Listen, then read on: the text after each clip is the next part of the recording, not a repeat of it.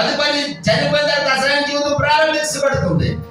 నేటి క్రైస్తవ సమాజం యవ్వన ప్రాయంలో వారందరూ కూడా మరిచిపోయి సంస్థ యొక్క తల్లిదండ్రులు ఎలా మర్చిపోయారో అలాగే మనుషులు కూడా మర్చిపోయి తిరుగులాడుతూ ఉన్నాడు లోకంలో.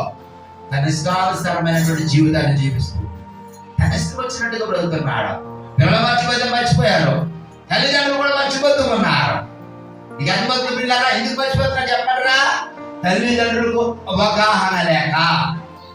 ఏం లేదమ్మా, అమ్మ వినాలి, ఏం లేదు, అవగాహన లేదు. అవగాహన ఏంటి చెప్పండి? ఆలోచన. ఎందుకో వాళ్ళు పుట్టించాడు దేవుడు, ఆ ఉద్దేశాన్ని మర్చిపోయారు కదా. ఈరోజు ప్రభు నీతో ప్రత్యేకంగా మాట్లాడుతున్నాడు. నీకు పెళ్లించింది, నిన్ను పుట్టించింది దేవుని యొక్క చిత్తాన్ని జరిగించడానికి మాత్రమే. నీ చిత్తం జరిగించుకోవడానికి కాదు, నీ ఉద్దేశాన్ని నెరవేర్చుకోవడానికి కాదు.